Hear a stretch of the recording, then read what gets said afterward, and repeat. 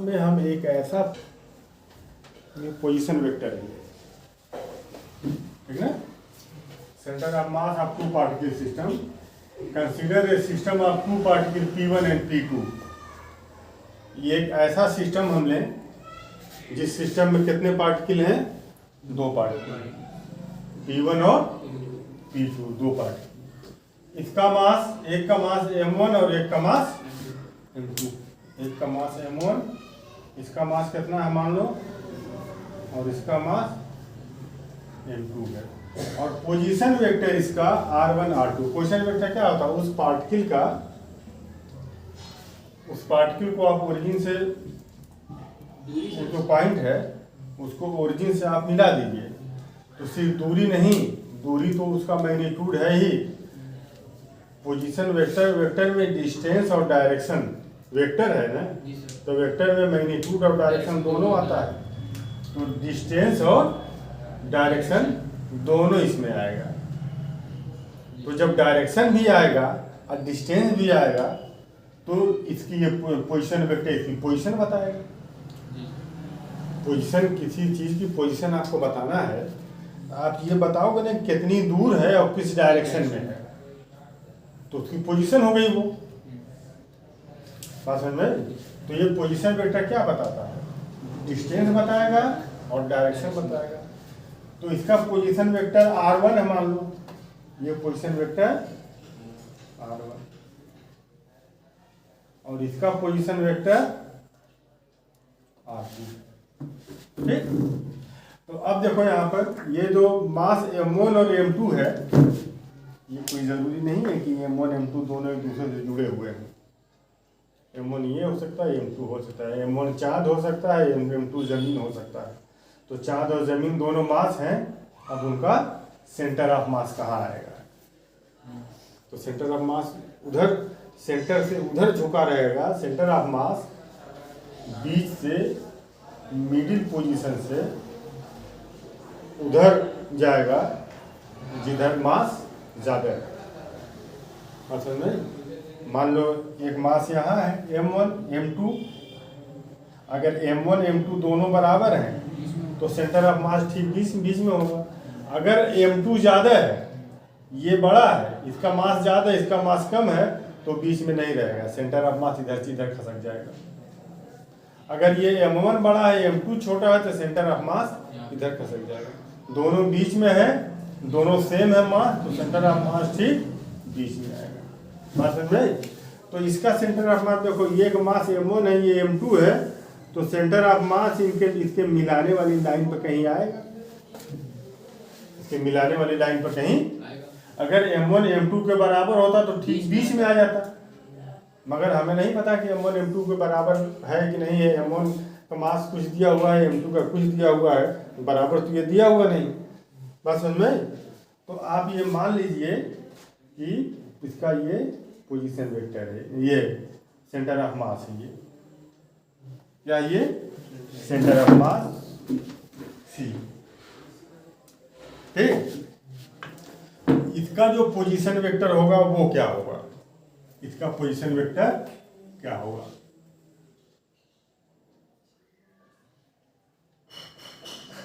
ये centre of mass है,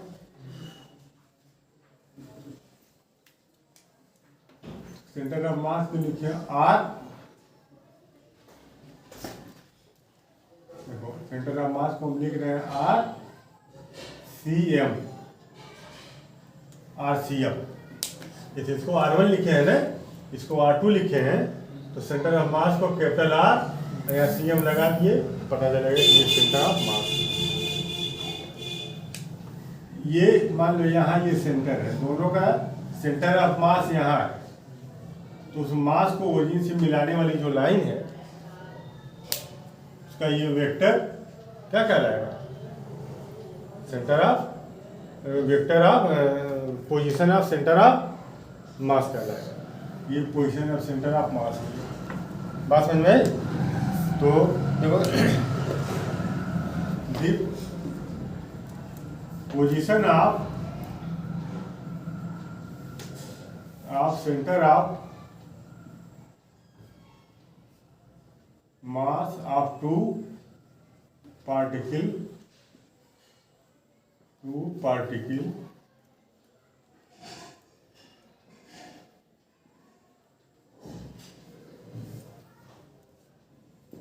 system, two particle system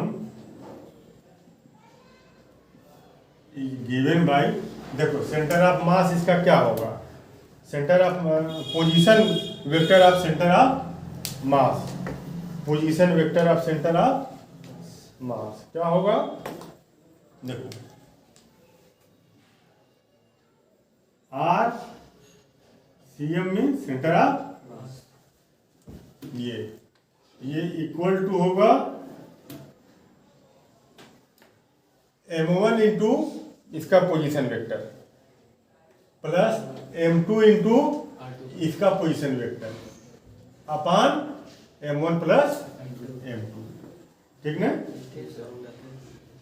m1 position vector r1 plus m2 position vector upon m1 plus m2, ये इसका position vector है, किसका, centre of mass का, ये सेंटर ऑफ मास का पोजीशन वेक्टर है, ठीक। इसको हम ऐसे भी लिख सकते हैं, इसको अगर तुम इधर ले लो, है, इसको अगर आप इधर ले लो, देखो m1 plus m2 capital M दोनों का जोड़ मान लो कैपिटल M है, तो ये क्या हो जाएगा, कैपिटल M को इधर ले लो, तो ये हो जाएगा capital M R C M equal to m1 r1 plus m2 r2, और अगर m1 m2 के बराबर है, m1 इक्वल टू m2, अगर दोनों बराबर है तो ठीक बीच में ये आ जाएगा, कहाँ जाएगा, बीच में आ जाएगा, तब R C M equal to, देखो m और m1 की जगह m r1, फिर इस m2 की जगह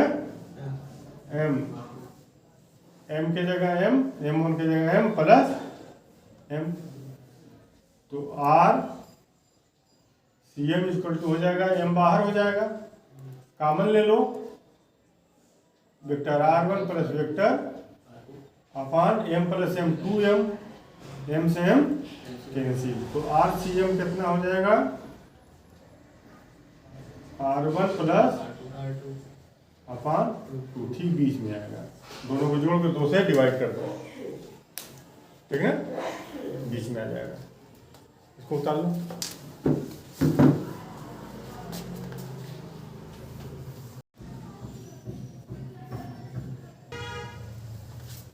centre of mass of N particle system, ये कितने, ये अनंत पार्टिकल से मिल करके बना है, इनफाइनाइट पार्टिकल से, n1 n2 n3 n4, ये एक पार्टिकल मान लो n5 है, इसका पार्टिकल मान लो n6 है, इस तरह से मान लो ये n पार्टिकल है, क्या है, n पार्टिकल में, अब 1 2 3 4 5 6 7 8 9 10 11 12 1000 10,000 nth मान लो, इनफाइनाइट, ठीक। तो इसका यहां से पोजीशन वेक्टर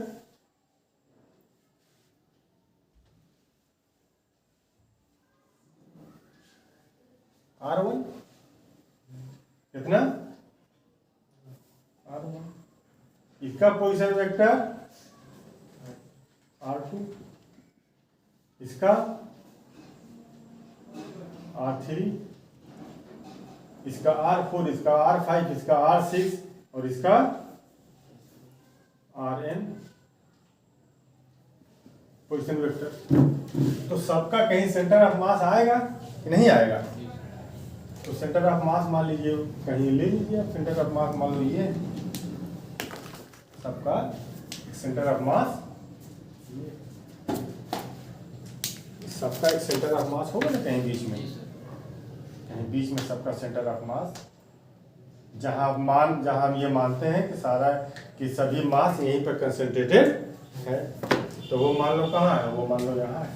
तो यहाँ से इसका जो पोजीशन वेक्टर है वो RCM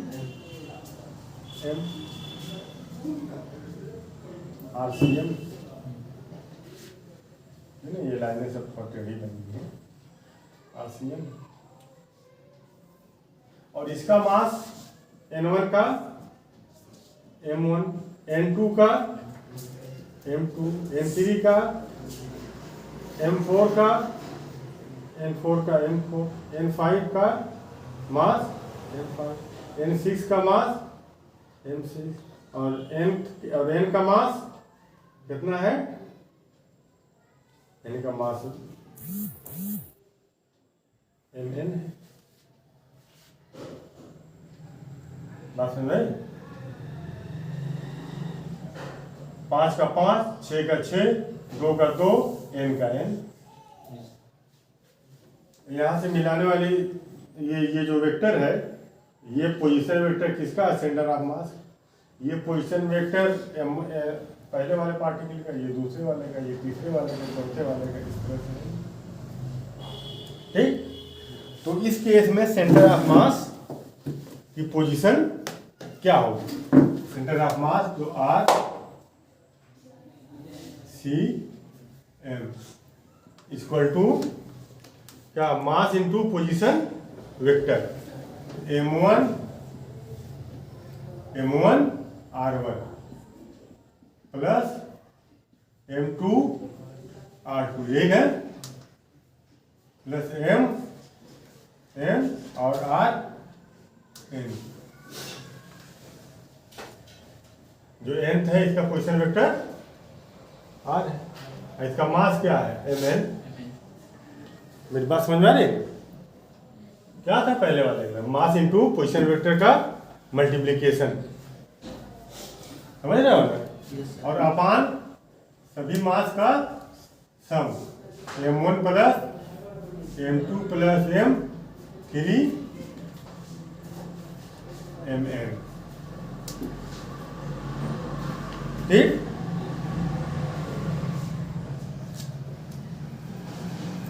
तो आप देखो यहाँ पर, देखो इसके जितने पार्टिकल हैं, पहले पार्टिकल का मास, दूसरे पार्टिकल का मास, तीसरे पार्टिकल का मास, चौथे पार्टिकल का मास, n पार्टिकल का मास, सभी पार्टिकल के मास को अगर हम सम कर दें तो ये पूरा इसका मास आ जाएगा। तो इसका मास मान लो कैपिटल M है ना, तो M1 plus M2 plus M equal to capital M। Then RCM centre of mass का position vector M1 R1 plus M2 R2 plus M3 R3 dot dot dot Mn R N upon capital M। बोलो नहीं, इसको हम लिख सकते हैं RCM, ये क्या सबका सम है ना, सबका, तो हम यहाँ लिखें MI और RI सिग्मा, I कहाँ से कहाँ जाएगा, 1 से N तक। I की जगह 1 रखेंगे तो M1 R1, यहाँ ये लगा दो। I की जगह 2 रखेंगे तो M2 R2, I की जगह 3 रखेंगे M3, I की जगह N रखेंगे तो Mn Rn। ये बात समझ में आई, और अपान कैपिटल M। ठीक, ये आप ऐसे लिख सकते हैं, M RCM equal to sigma MI RI I equal to 1 से N। बात समझ में आई, हो गया। उतार लो।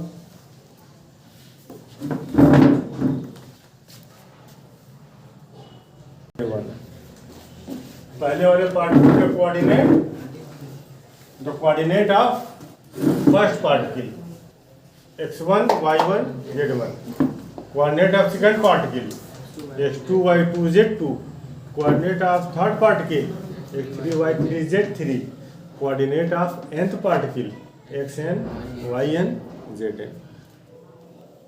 सबका कोऑर्डिनेट दिया हुआ है, तो सेंटर ऑफ मास उसका भी कुछ कोऑर्डिनेट होगा, तो उसी का कोऑर्डिनेट हमको पता करना है। तो सेंटर ऑफ मास का x कोऑर्डिनेट कितना होगा, देखो x coordinate of centre of mass, centre of mass का x कोऑर्डिनेट कितना होगा, सबका x कोऑर्डिनेट। देखो यहाँ क्या था, m1 r1 ये पोजीशन वेक्टर में था, ये सब क्या है m1 into position vector, m2 into उसका पोजीशन वेक्टर, m3 इंटू उसका पोजीशन वेक्टर। तो अगर सेंटर ऑफ मास का अगर तुम निकालोगे इसका सेंटर ऑफ मास, बात है नहीं, तो ये आ जाएगा m1 into x coordinate plus m2 into उसका x coordinate plus m3 into उसका x coordinate dot dot dot mn into उसका x coordinate upon m1 plus m2 plus m3 plus जो कि कैपिटल M। ठीक, तो x1 इंटू ये पहले m1 लिखे ना, m1 इंटू पहले वाले का कोऑर्डिनेट, पहले वाले का मास पहले वाले का प्लस दूसरे वाले का मास दूसरे वाले का कोऑर्डिनेट, nth पार्टिकल का मास और nth पार्टिकल का अपान m1 plus m2 plus m3, कहाँ तक जाएगा ये m। तो ये कैपिटल M हो जाएगा, ये क्या हो जाएगा कैपिटल M। तो इसको आप लिखेंगे, देखो ये सम है ना, sigma sigma M x upon capital M। Sigma M x का मतलब कि मास और उसके कोऑर्डिनेट के मल्टीप्लाई का मल्टीप्लाई, सबके मास और कोऑर्डिनेट के मल्टीप्लाई का सम, ठीक है। उसी तरह से सेंटर ऑफ मास का y कोऑर्डिनेट क्या होगा, m1 y1 m2 y2 m3 y3 mn yn अपान m1 plus m2 plus m, कहाँ तक जाएगा, और ये हो जाएगा sigma M x upon y. ठीक इसी तरह से इसका z coordinate centre of mass का क्या होगा, सर हाँ sir m y upon m होगा, हाँ m होगा, हाँ और सर x का y होगा, हाँ ये y होगा जी, ठीक ना। ये m1 z1 m2 z2 m3 z3 mn zn अपान m1 plus m2 plus m3, कहाँ तक जाएगा ये mn तक। ये इक्वल टू हो जाएगा सिग्मा m z अपान कैपिटल। ये बात समझ में आ गई तारू जी, इसको है ना। ये तो कैपिटल M हो जाएगा ना। तो R CM equal to capital M, तो बाहर ले लो उसको, m1 r1 plus M2R2 plus MnR N। ठीक, अब इसको एक काम करो कि टी के रेस्पेक्ट में डिफ्रेंशिएट कर दो। टी के रेस्पेक्ट में क्या करो, डिफ्रेंशिएट कर दो। Differentiating both side, differentiating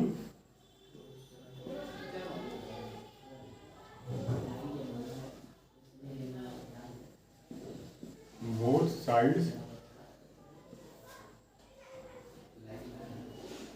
with respect to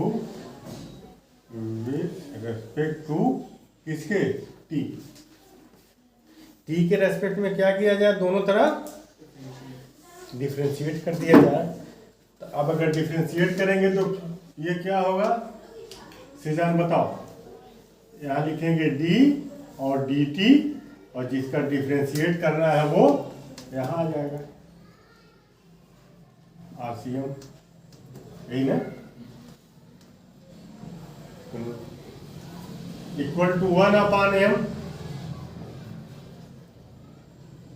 1/m, m तो कांस्टेंट है, सबका मास सम क्या होगा, ठीक है ना। बदल क्या रहा है आपका, पोजीशन बदल रहा है, टाइम बदल रहा है, पोजीशन बदल रहा है, टाइम बदल रहा है, पोजीशन। कोई चीज़ चल रही है तो टाइम चेंज हो रहा है, पोजीशन चेंज हो रहा है, तभी तो हम कहेंगे कि उसके अंदर वेलोसिटी है। अगर विथ रेस्पेक्ट टू टाइम इसकी पोजीशन अगर चेंज नहीं हो रही है तो इसके अंदर वेलोसिटी नहीं है। तो ये m1 पार्टिकल का मास कांस्टेंट है, डिफ्रेंशिएशन इसका dr1/dt, बोलो dr1/dt, और plus m2 dr2/dt, dot dot dot dot dot, m बाहर आ जाएगा, mn drn/dt, ठीक ना।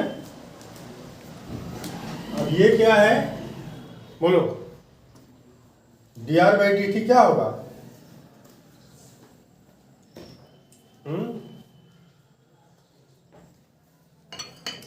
तुम लोग पढ़े हो ना, dx/dt क्या होता है, dx/dt क्या होता है, वेलोसिटी नहीं, dx/dt वेलोसिटी ही ना पढ़े हो। ये वेलोसिटी हो गया, वेक्टर का निशान लगा दीजिए, x की जगह r है, x का डिस्टेंस, ये x क्या है, पोजीशन वेक्टर है, क्या ये पोजीशन वेक्टर है, बात समझ में। तो dr/dt क्या हो जाएगा, dr/dt, ये वेलोसिटी हो जाएगी। dx/dt वेलोसिटी पढ़े हो ना, r भी, r क्या है, देखो यहाँ सिर्फ r1 अगर हम कहेंगे, सिर्फ r1, तो ये डिस्टेंस हो जाएगा, मैग्नीट्यूड। आपने उस पर एरो लगा दिया तो डायरेक्शन हो गया, ठीक ना। तो r क्या है, डिस्टेंस है, r क्या है, उस पर एरो आपने लगा दिया तो वेक्टर हो गया। उसी तरह से ये r क्या है, यहाँ से यहाँ तक का डिस्टेंस है, क्या है, आपने एरो लगा दिया तो वेक्टर हो गया। तो r डिस्टेंस ही तो है, तो डिस्टेंस अपन टाइम क्या होता है, हाँ,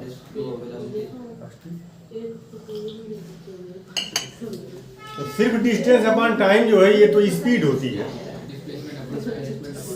नहीं, सिर्फ डिस्टेंस अपॉन टाइम स्पीड होती है, मगर ये सिर्फ डिस्टेंस नहीं है, ये वेक्टर है, ये इसके अंदर क्या है, हाँ, इसके अंदर मैग्नीट्यूड और दोनों है। तो ये क्या हो जाएगा, स्पीड नहीं बल्कि वेलोसिटी हो जाएगा। ये वेक्टर है ना, ये वेक्टर है, तो आरसीएम अपॉन dt, ये क्या हो जाएगा, सेंटर ऑफ मास की velocity, velocity of centre of बस यहाँ एरो लगा दीजिए क्योंकि यहाँ एरो लगा हुआ है। ठीक, अब 1/m m1, ये dr1/dt क्या है? पहले वाले पार्टिकल की वेलोसिटी हुई dr/dt, वेलोसिटी किसकी? 1, पार्टिकल नंबर 1 की। ठीक, तो ये हो जाएगा v1, उसी तरह से m2, v2, mn, vn, सब पर आप इसको वेक्टर बना दीजिए। बात समझ में आई? तो बस ये हो गया। ये क्या आ गया? हाँ, किसकी वेलोसिटी? पार्टिकल की वेलोसिटी दी हुई रहेगी, सेंटर ऑफ मास की वेलोसिटी आ गई है ना, सेंटर ऑफ मास की वेलोसिटी आ गई। ठीक, अब अगर मैं तुमसे कहूं ये मून है और ये क्या अर्थ है, मून और अर्थ दोनों घूम रहे हैं। ये अर्थ के चारों तरफ रिवॉल्व कर रहा है, ये सन के चारों तरफ रिवॉल्व कर रहा है। इसकी स्पीड अलग है, इसकी स्पीड अलग है, बीच में कहीं सेंटर ऑफ मास कहीं भी आएगा। किधर सेंटर ऑफ मास जाएगा? बीच से किधर जाएगा? जिसका मास ज्यादा है अर्थ की तरफ जाएगा। अब ये सब घूम रहे हैं, इसकी ये v1 वेलोसिटी से मान लो घूम रहा है और ये v2 वेलोसिटी से रिवॉल्व कर रहा है। इसका मास m1 है, इसका मास, तो ये जो सेंटर ऑफ मास है इसकी क्या वेलोसिटी होगी? इसकी वेलोसिटी यही होगी, velocity of centre of mass equal to 1/m का मतलब अब यहाँ m1 प्लस m2 हो, m क्या है? m1 plus m2 plus m3 plus m1, ठीक ना। तो ये हो जाएगा m1 v1 plus m2 v2 अपान m1 प्लस m2। ये मास, ये वेलोसिटी किसकी आ गई? सेंटर ऑफ मास की वेलोसिटी आ गई, सेंटर ऑफ मास की ये वेलोसिटी आ गई। ठीक, तो इस तरह से इसको निकालते हैं। ठीक, ठीक इसी तरह से इसका एक्सेलरेशन क्या होगा सेंटर ऑफ मास का?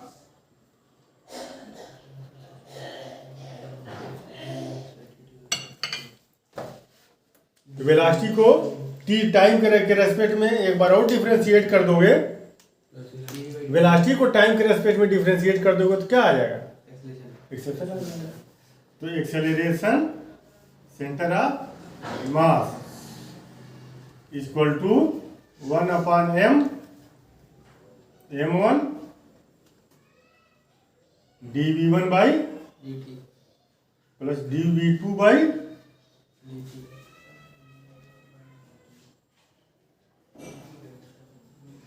dvn by dt। mn यहाँ रहेगा ना, छूट जाता है m2 रहेगा ना, dv2 by dt mn dvn by dt। ठीक, या इसी को ऐसे तुम लिख सकते हो, इसका डबल डिफरेंशिएशन, इसका डबल डिफरेंशिएशन, डबल ही डिफरेंशिएशन है। एक बार डिफरेंशिएट किए ये आया, फिर एक बार किए तो ये आया, इसका सेकंड डेरिवेटिव। ठीक है ना, उतार लो, अंडरस्टूड। ठीक ना, हो गया। अच्छा, एक क्वेश्चन इस पर लगाइए, चलिए इसी पर लगाइए।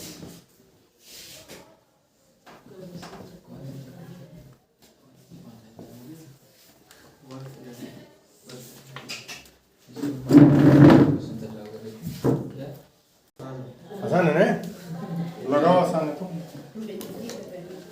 देखो इधर दो पार्टिकल दिए हुए हैं, उसका मास दिया हुआ है। तो m1 कितना है? 100 ग्राम मीन्स 0.1 kg।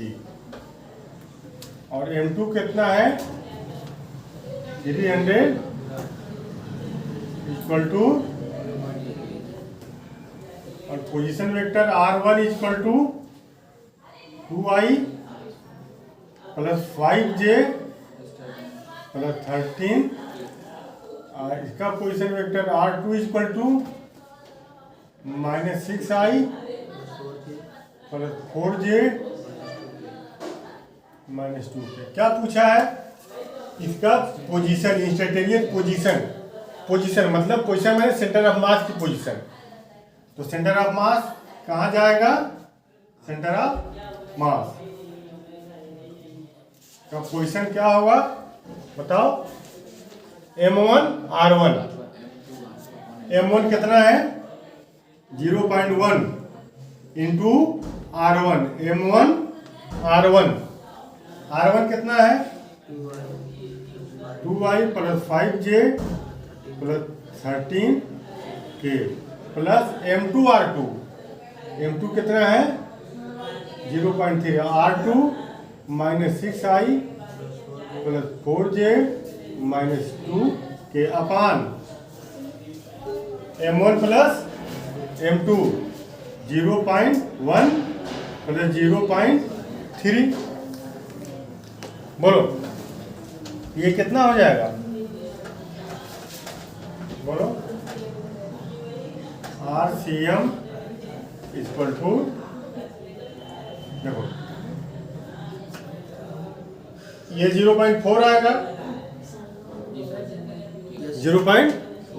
तो ऊपर नीचे का 10 से हम मल्टीप्लाई करेंगे तो 0.44 हो जाएगा, और ऊपर 10 से मल्टीप्लाई दोनों में हो जाएगा तो ये 1 हो जाएगा और ये 3 हो जाएगा। तो नीचे 4 लिख देंगे, इसको 1 लिख देंगे, इसको 3, तो 1 से इसमें मल्टीप्लाई करेंगे तो वही आएगा 2i प्लस 5j और प्लस ये 3 हो जाएगा माइनस 18 i और प्लस 12j और माइनस 3 गुना 6k अपान 1/4। तो 2i, ये RCM कितना हो जाएगा?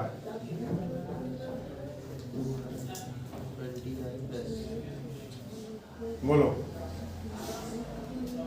1/4 2i माइनस 18i कितना हो जाएगा? माइनस 16i हो गया। अब 5j और 12j कितना हो जाएगा?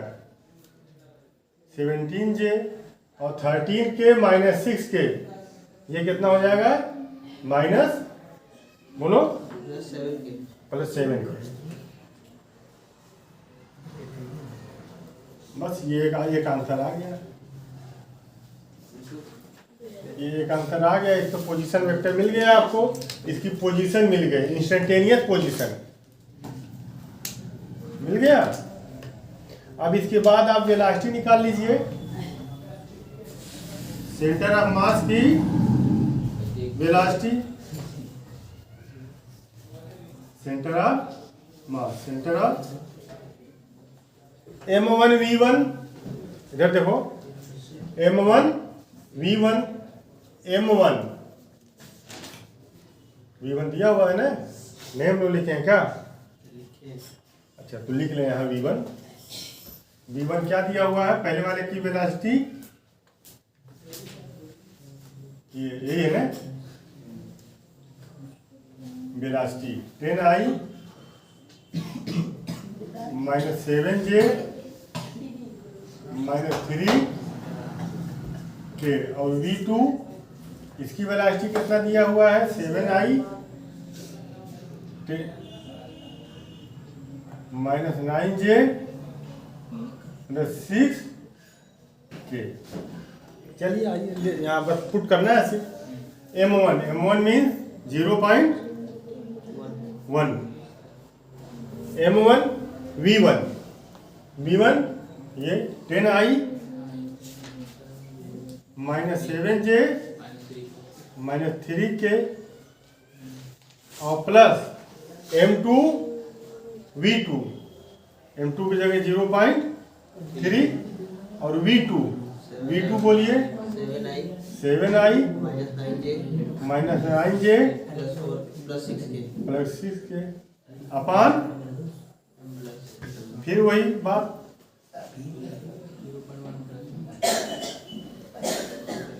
हो गया। अब ये देखो 10 से मल्टीप्लाई करेंगे, ये 0.4 है, 4 हो जाएगा, वही चीज इसमें भी आएगी। तो यहाँ लिख लें 1/4, ठीक। और ये देखो ये 3 का एकदम मल्टीप्लाई, चल लीजिए इसको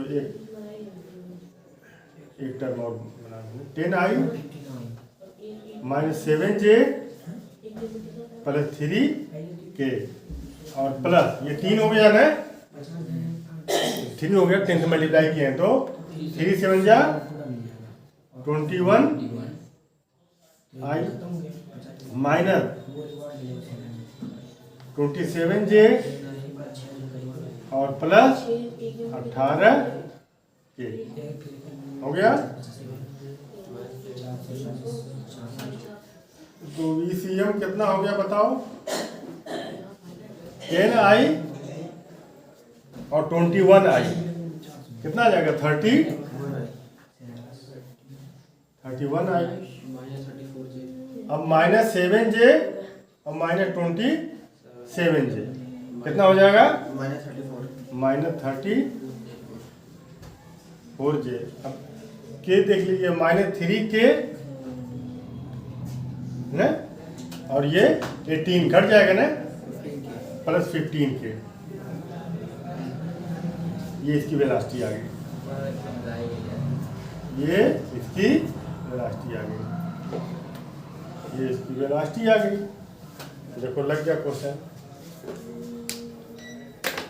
इसी टाइप के क्वेश्चन आएंगे।